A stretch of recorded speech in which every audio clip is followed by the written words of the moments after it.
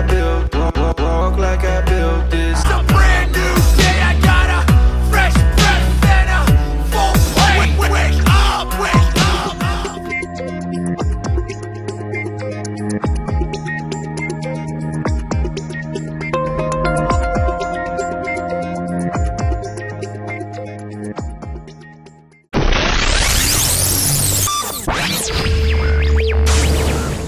Brand new day, I got a fresh breath and a full wake up. What's going on, guys? This is Paul Ravella from ProPhysique.com, and I wanted to address a question that I've been getting quite a bit lately regarding, coaching on a scale that I do. I get requests from a variety of people with a variety of goals, and you know what? It is too freaking gorgeous to be inside right now, so let's go outside. Apologies if it gets too bright. Try to find a good spot where the light allows me to speak to you and still be seen. About under this tree right here. You know what? I'm gonna set up the tripod so I can throw the ball for Maddie. Right, Maddie? You wanna play ball?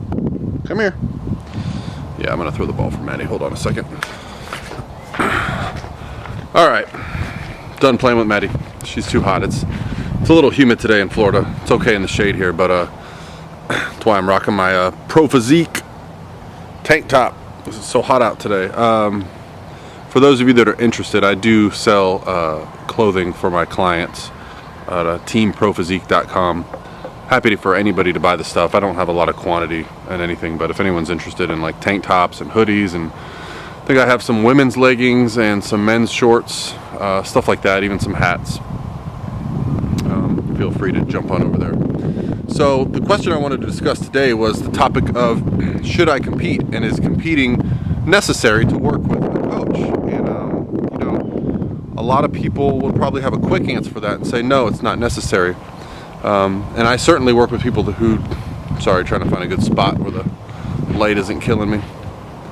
I work with a lot of people who don't want to compete, and I find that to be perfectly acceptable. In fact, I discourage people from competing unless they're super focused on it, because competition can become a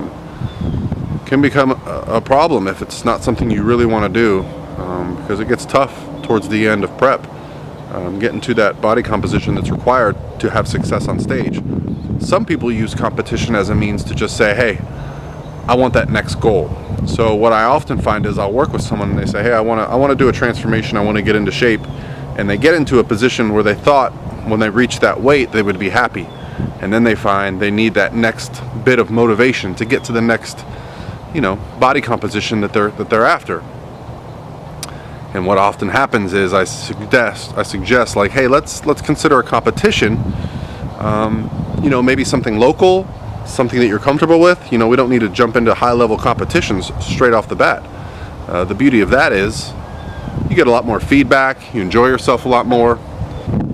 So here's what I suggest if you're not sure competition is for you. The very first thing you have to do is actually go to a competition. Go find one that's local that you think you would enjoy watching. Take part of it.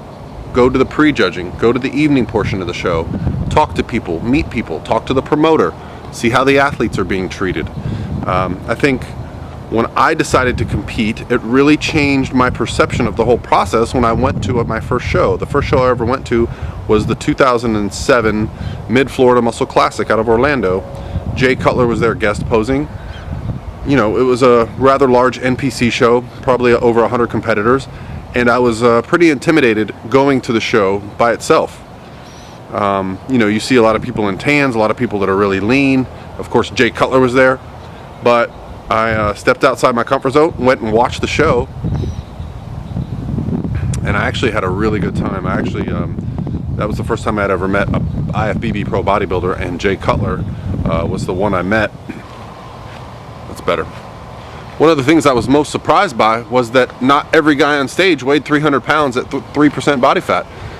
There was just regular people on stage, and there were still some people that looked amazing. But I think in my mind, when I thought of competition, I thought every single person that showed up to those shows looked like Jay Cutler and Ronnie Coleman. and that wasn't the fact. And I also found out there was a division called novice. Had I never been to a show, I probably never would have known that. There's also things like debut. There's also things like teen. There's things like masters. There's different divisions, so you can find out where you fit in the fitness industry or in a competition. Now, this was before they had men's physique, classic physique. There was no bikini back then. So the sport is just inviting more and more people into it. And so I think there can be some misconceptions that will be washed away as soon as you attend a competition. So that would be my first suggestion if you're considering competing. I've had other people attend a show and say, I don't want to wear the suit, I don't want to wear the tan, I don't want to wear the heels, the nails, all that stuff. It's just not who I am. To that I say, awesome. Another great way we can make some progress is to set a goal of a photo shoot, right? So I find the most important thing is goal setting. We got to find a way to set a goal that keeps you motivated day to day, because there is going to come a part where you have to grind, and if your reason for grinding isn't greater than your reason for eating or skipping a workout, then likely, you know, the chances increase that you go off plan, and then you feel bad, and then you maybe go off plan worse. So it can be a compounding variable situation where you just want to avoid going off plan. And so just setting that next goal, you know, I work with people too that are even like a wedding. A wedding is a great way to set a goal because it's much like a competition. It's got a date. There's a lot of stress involved. You want to do better. You want to look your best. So I find people that have a goal. It doesn't have to be competition. It doesn't have to be a wedding. It doesn't have to be a photo shoot. It can be a reunion. It can be a vacation. Whatever it is that keeps you motivated, so you know you get to work your butt off and get a little bit of reward at the end. I'm all for that. So, should you compete?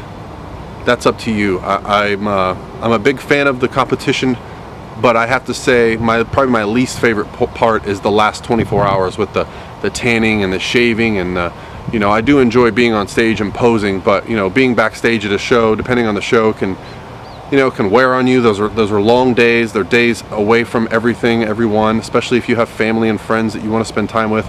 Those are long days, but you also can tend to become an inspiration to the people around you. They see you go through this process. They may question it at first, but later on in the process, you may also find that they are now motivated by you and the things you're doing. So, sorry if I keep moving, but I'm just trying to find a place where there's less wind. It's starting to kick in a little bit here. So I'm gonna cut the video off here. I hope this answered some questions if you were considering competing or not competing, or just goal setting in general. Yeah, it's a part of fitness lifestyle, but it's not something everyone has to do. In fact, very few of my clients actually compete, and very few of the population actually competes. But there's many other avenues to explore if competition isn't for you. So anyway, guys, hope you enjoyed this video. Hope you're having an awesome Monday. Have a great week ahead. Comments, questions below. Always looking for fun new video topics to discuss, you know, from the coaching perspective. And that's it, guys. Have a great week.